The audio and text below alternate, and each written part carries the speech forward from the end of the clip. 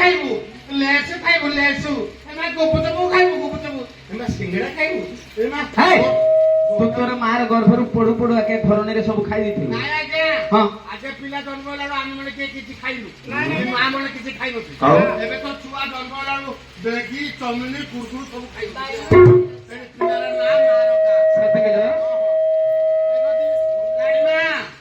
ନାଁ ଏତେ ପିଲା ଜନ୍ମ କରୁଛି ସିନା ଏତେ ହଟ ଚଟ କେବେ ହେଇନି ପିଲା କାନ୍ଦୁଛି ଭୁକାଇଲା ପୁରା ପୁଟି ଦେଇ ହେଲେ ଆଜ୍ଞା ଆପଣ ମାନେ ଲକ୍ଷ୍ୟ ଦେଇଥିବେ ପୁତ୍ରକୁ ନେଇ ରାଣୀ କୋଳରେ ଦେଇ ରାଜାଙ୍କ ନିକଟରେ ଯାଇ ଜଣାଇ ଦେଇଛି। ରାଜା ବାପା ପୁତ୍ରଟିକୁ ପାଳନ କରୁଛନ୍ତି।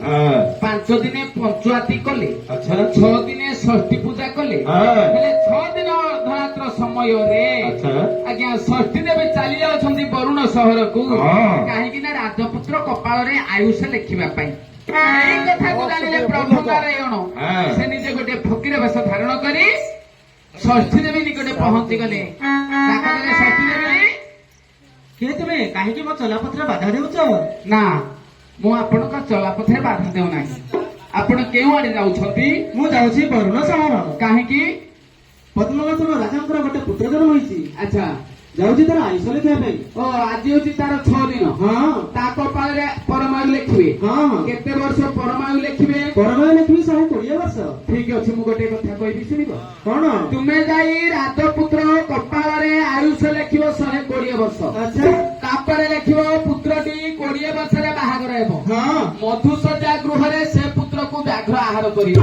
କିଏ କଥା ବାଡ଼ିପଡା କେତେ ଦିନକୁ ରାଜାଙ୍କ ଅଗଣାରେ ଗୋଟେ ପୁତ୍ର ଖେଳୁଛି ତମେ କହୁଛ ତାଙ୍କର ମଧୁସଜା ଗୃହରେ ବ୍ୟାଘ୍ର ଆହାର କରିବ? ଶୁଣ ଷଷ୍ଠୀ ଦେବୀ ହଁ ତୁମେ ମତେ ଜାଣିପାରିଲ ନା? ନା ମୁଁ ପ୍ରକୃତରେ ଫକୀର ନୁହେଁ। ଆଚ୍ଛା ମୁଁ ଅଛି ସେଇ ଶଙ୍ଖଚକ୍ର ଗଦା ପଦ୍ମଧାରୀ ନାରାୟଣ। ହଁ ଦେଖ ମୋର ଚତୁର୍ଥା ମୂର୍ତ୍ତି ରୂପ। କରୁଣା ସାଗର ହରି ଶୁଣବାରେ ରଘୁହରି କରୁଣା ସାଗର ହରି ଡାକି ଡାକି ଥକି ଗଲି ଡାକି ଡାକି ଥକି ଗଲି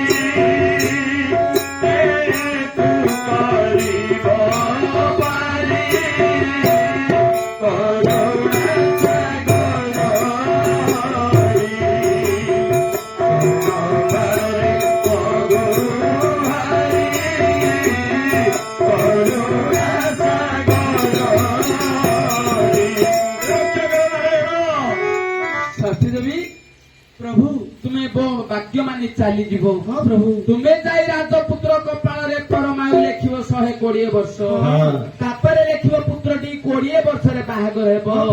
ମଧୁସଜା ଗୃହରେ ସେ ପୁତ୍ରକୁ ବ୍ୟାଘ୍ର ଆହାର କରିବ। ନିଶ୍ଚୟ ପ୍ରଭୁ ଯାଅ ଅବିଳମ୍ବେ ଚାଲି ଯାଅ। ତାହା ବିଦାୟ ଦିଅ। କେ ଶୁଣି ପମଗୁହାରି କରୁଣା ସାଗର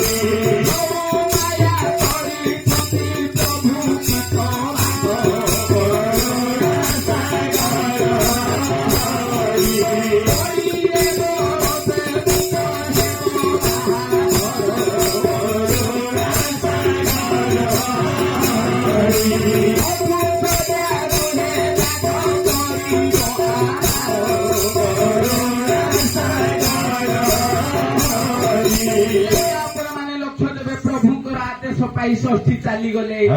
ରାଜପୁତ୍ର କପାଳରେ ଯାଇ ଆୟୁଷ ଲେଖିଲେ 120 ବର୍ଷ ଆଚ୍ଛା। ତାପରେ ଲେଖିଲେ ପୁତ୍ରଟି 20 ବର୍ଷରେ ବାହାଘର ହେବ ହଁ। ମଧୁ ସଜା ଗୃହରେ ସେ ପୁତ୍ରକୁ ବ୍ୟାଘ୍ର ଆହାର କରିବ। ଏହିପରି ଆୟୁଷ ଲେଖି ଷଷ୍ଠୀ ଦେବୀ ଚାଲି ଯାଇଛନ୍ତି ଏଇ କଥାକୁ କେହି ଜାଣି ନାହାନ୍ତି। ରାଜା କିନ୍ତୁ ଦିନକୁ ଦିନ ପୁତ୍ରକୁ ପାଳନ କରୁଛନ୍ତି।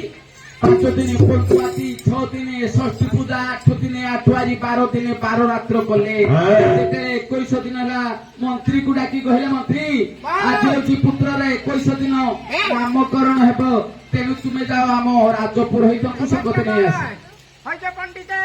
ଗୁରୁ ବ୍ରହ୍ମା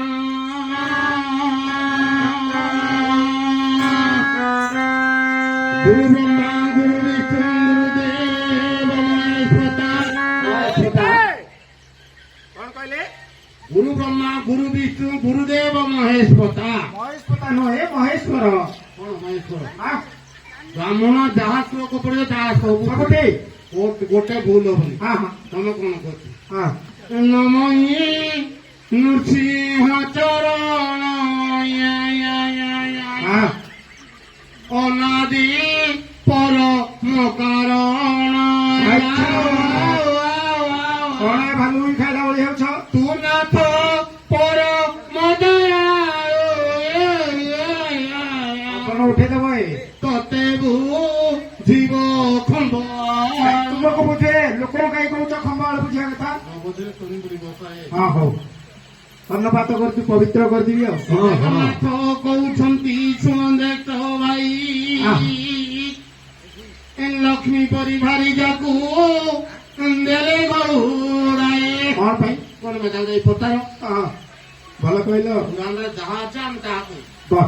ଅନ୍ୟ କିଛି ଫାଇଦା ଆସୁ। ହଁ ଆହା ବଳରାମ କହୁଛନ୍ତି ଶୁଣରେ କହ୍ନାଇ, ସୁଣ୍ଡିଅର ଘରକୁ ରେ ଯିବା କି ପଳାଏ। କଣ ପାଇଁ ସୂର୍ଯ୍ୟର ଘରକୁ? କଣ ପାଇଁ ଜାଣିଛ ନା? କଣ ପାଇଁ? ଘରେ ଯଦି ଟିକେ ଟେନସନ ମାନେ ବାପା ଝିଅର ହଉ, ସ୍ୱାମୀ ସ୍ତ୍ରୀର ହଉ, ହଁ। ଦି ଭାଇ ଭଉଣୀର ହଉ, ହଁ। କୌଣସି ଟିକେ ଯଦି ଘରେ ଡିଷ୍ଟର୍ବ ହେଇଗଲା, ହେଲା। ତମେ ଯଦି ସୂର୍ଯ୍ୟର ପିଣ୍ଡାରେ ଯଦି ପାଦ ଦେଇଦେଲ, ବାহ। ତାପରେ ଟେନସନ ଟା ପୁରା ଦୂର। ଫ୍ରି ହେଇଯିବ। ସେ ଟେନସନ ଟାବଲେଟ ଟା ଅଛି ଆଚ୍ଛା। ହେଲା। ହଁ ଜଗନ୍ନାଥ କହୁଛନ୍ତି ଶୁଣ ଜ୍ୟେଷ୍ଠ ଭାତ, ହଁ ଦେଶୀ ମଦ ପିଇବାକୁ ନବଳେ ମଚିତ। କାହିଁକି ନା ବଡ ଘର ପିଲାମାନେ। ବଡ ବଡ ପିଲାମାନେ ହଁ ଦେଶୀ ମଦ ପିଇଲେ ଆମ୍ଳି ଆମ୍ଳି ଚିମିଳି ଚିମିଳି ଲାଗିବ। ଆଚ୍ଛା। ମୁଁ ପିଉନି ହେ, ହଁ ଯାହା ଲୋକେ କହୁଛନ୍ତି ମୁଁ ତାହା କହୁଛି ହେଲା ବା। ହେଲା। ହଁ ବଳରାମ କହୁଛନ୍ତି ଶୁଣ ସାନ ଭାଇ, ଦିଅର ବାହାରକୁ ରେ ଗଲେ ପଇସା ତ ନାହିଁ। ମନ ସିନା ବୋଲାଇଲେ ଧର୍ମ ତ ନାହିଁ। ଆଉ କଣ କରିବ? କଣଟା କରିବେ? ଲକ୍ଷ୍ମୀ ଛଟା ଲକ୍ଷ୍ମୀ ତୋଳେ, ଲକ୍ଷ୍ମୀ ଛଟା ହେଇଛନ୍ତି। ହେଇଯାଇଛି। କହିଲି ଲୋ କେଶବ ଯେ ହଁ ମଥୁରାକୁ ଗଲା, କାନ୍ଦନି ପଣ୍ଡିତ। କାହା ବୋଲି ଗଲା ପୁତ୍ର ହେ, ବାଉଡିକି ନ ଆଇଲା ଲୋ।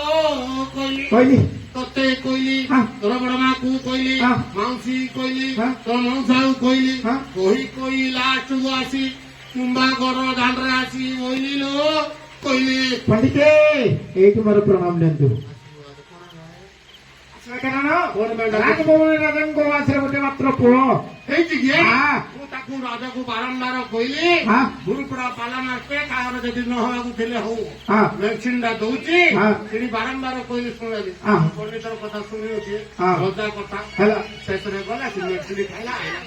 ଏବେ ପୁଅ ସତେ କି? ପୁଅର ଆଜି 21 ଦିନ। ସତେ କି? ଆପଣ ଯିବେ ହଁ। ଉପଯୁକ୍ତ ନାମ ଗଣନା କରି ଉପଯୁକ୍ତ ଦାନ ପ୍ରଦାନ ନେଇକି ଆସିବେ ଆଉ। ସତେ କି? ହଁ କାଇଁ ମୋର ଟିକେ ଧର ଅଛି, ତୁମେ ଧରୁନ ମୁଁ କାହିଁ ଧରିବି? ମୋର ଟିକେ ଧର। କଣଟା କି? ହାତର ଧରେ। ଅସ୍ତରା। ଆଉ କଣ ନା ଧର ବୋଲି? ହରେ କୃଷ୍ଣ। ହରି ହରି ହରି କେ? ଯିବା ଆସ।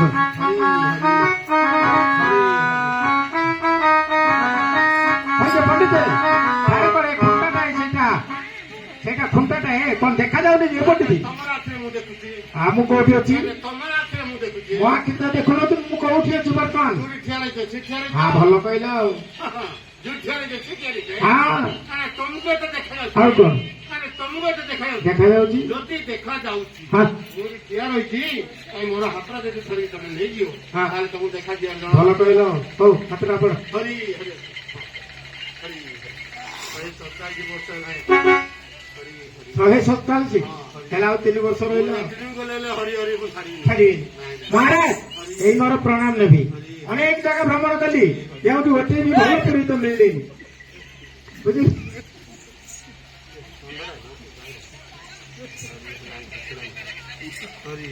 ଗୋଟେ କଣା ପୁରୋହିତ ତୁମ୍ବା ଘରରେ ବସିଥିଲେ, ତାକୁ ନେଇକି ଆସିଛି। ମୋର ଆଗ କଣ ଅଛି ଆଉ ତୁମର କଣ ନାହିଁ। ହରି ପଣ୍ଡିତ ହଁ ପଡିବ ସେପଟେ ପଡେ। ମୋବାଇଲ ଅଛି ପଣ୍ଡିତ ହଁ ମହାରାଜ କଣ ମହାରାଜ ବୋଲି ସେ କାନ୍ଥରୁ କହୁଛନ୍ତି? ହଁ ମହାରାଜ ଜାଣିନି। ପଣ୍ଡିତ ପ୍ରଣାମ ଗ୍ରହଣ କରନ୍ତୁ। ମନ୍ତ୍ରୀ ଭଲ ପଣ୍ଡିତ ନେଇ ଆସିଛନ୍ତି। ହଁ ଓ ବିଶିଷ୍ଟ ପଣ୍ଡିତ। ହଁ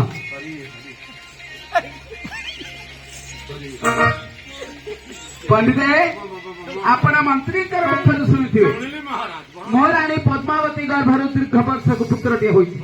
ଆଜି ଯଦି ତାର 21 ଦିନ ନାମକରଣ ହେବ, ତେଣୁ ଆପଣ ଉତ୍ତମ ନାମ ଏକ ପ୍ରଦାନ କରିବେ। ହଁ ସେଇଟା କଣ? ଆସନ ଛୁଟି ହଉଛି ବାପା।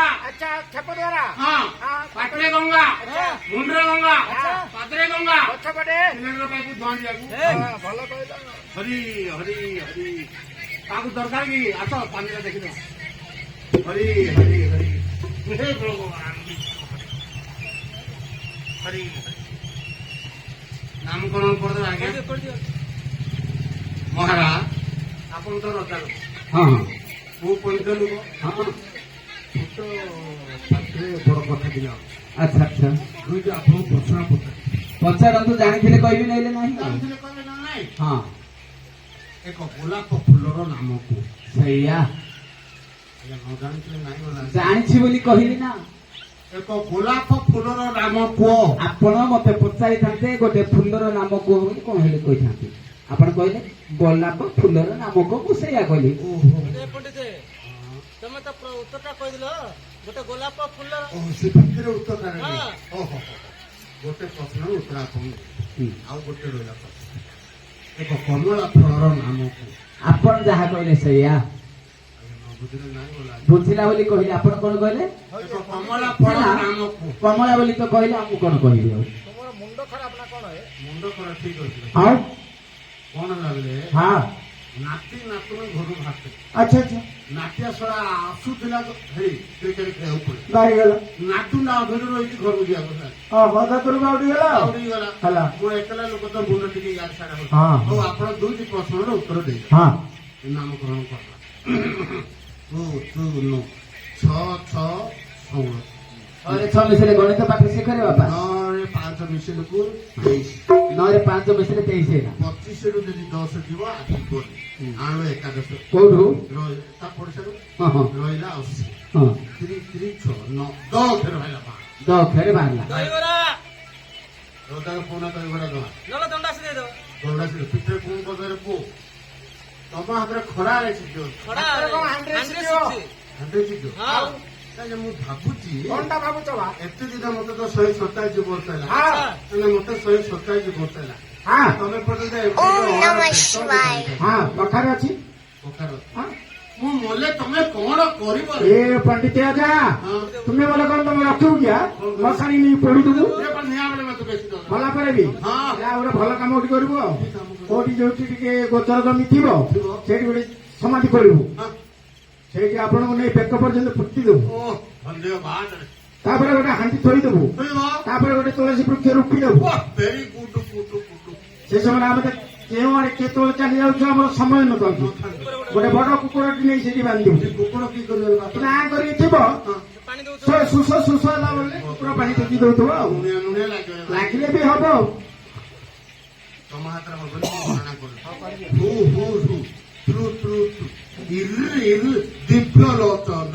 ଉତ୍ତମ ନାମ ଏକ ପ୍ରଦାନ କର। ପାଇଲା ନା ହଁ ହେଲେ ପଣ୍ଡିତ ପୁତ୍ରର ଗୋଷ୍ଠୀ ଦେଖିଲେ। ଦେଖିଦେବା। ହଁ ଶୁକ୍ର ଶନି ନା ଦି ପୁତ୍ର ବୃହସ୍ପତି ଚାପରାଟି ପିଟିଆ ଶନି ଯାଇ ବୁଝେଇ ବୁଝେଇ ଗୁରୁ ଚିହ୍ନ ପୁତ୍ରର ପରମାୟୁ 120 ବର୍ଷ ମହାରାଜ। ମୋ ପୁତ୍ରର ଆୟୁଷ ହେଉଛି 120 ବର୍ଷ। 120 ବର୍ଷ। ତାପରେ ତାପରେ ଆପଣଙ୍କର ପୁତ୍ର କୁର୍କୁର ହେଇକି 20 ବର୍ଷ ବାହାଘର ହେଇଛି। ଆଚ୍ଛା ତାପରେ ତାପରେ ଚ ନ ଲ ମ ମ ମାର ହଁ, ହେଇଗଲା ଆମର ଦକ୍ଷିଣଟା ଦେଇଯାଅ ମୋର କାରଣ କହିଲେନି ପାଞ୍ଜିରେ ଯାହା ଥିଲା ଆପଣଙ୍କୁ ତାହା ତାହା କହିଲେନି ଆଉ ଆଉ ନୂଆ ପାଞ୍ଜି ଆଇବ ତାହେଲେ ଆଉ କହିବା ମୋର କାରଣଟା କହିବେ ହଁ ଆମକୁ ଦକ୍ଷିଣ ଦେଇଯାଅ ଏବେ ଆସିପାରନ୍ତି ଆପଣ ଦକ୍ଷିଣ ଦିଅ ଆଜ୍ଞା ହଁ ଆପଣ ପାର ମତେ ଦକ୍ଷିଣ ଦଉନ ଦେଖନ୍ତୁ ଗତ ବର୍ଷ ପ୍ରଚୁର ଫସଲ ହେଇଥିଲା ଅମଳ ହେଲା ଅମଳ ସମୟରେ ବର୍ଷା ଆସିଗଲା ଭଗବାନର କଥା ଧାନ ସବୁ ଭିଜିଗଲା ଆଉ ତ ମଣ୍ଡିକି ଗଲାନି ଗତ ବର୍ଷ ପାଚିକିରି କ୍ଷତି ହେଲା ଏ ବର୍ଷ ଫସଲ ଭଲ ପାଚିଲା ମଣ୍ଡିକି ଦିଆହେଲା ଖାତାକୁ ପଇସା ପଳେଇ ଆସିଛି ବ୍ୟାଙ୍କରେ ଉଠେଇନି ବ୍ୟାଙ୍କରେ ପଇସା ଉଠେଇଲା ପରେ ଆପଣଙ୍କୁ ପାଉଣା ଦିଆ ହେଇଯିବ ଆମକୁ ମିଛ କହୁଛି କି ଧାନ ବିକି ଘର ଦ୍ୱାର ଡବଲ ଟେକି ଦେଲ ଏବେ ମିଛ କହୁଛି କି ଆଜ୍ଞା କଣ ମିଛ ଆଜ୍ଞା, କହିବି? ଅଭିଶାପ ଦେଇଦେବୁ ଆଜ୍ଞା କି ମହା ଅଭିଶାପ ଦେବ ଆଜ୍ଞା ବାମଣ ଲୋକ ଦେବେ ହଁ କେମିତି କେମିତି ଦକ୍ଷିଣ ନଦେଲେ ଅଭିଶାପ ଦେବେ ଦେଖ ଆପଣ କହିଲେ ମୋର କାରଣ ପାଞ୍ଜିରେ ଲେଖାଇନି ଆଜ୍ଞା ଯାହା ମୁଁ କହିଲି ପଇସା ବ୍ୟାଙ୍କରେ ଉଠେଇନି ଯଥା ପ୍ରଶ୍ନକୁ ତଥା ଉତ୍ତର ଧନ ଏମିତି ଅର୍ଜନ କରିବ ଦେଖ ଭାଗବତରେ ଜଗନ୍ନାଥ ଦାସ ଲେଖିଲେ ଧନ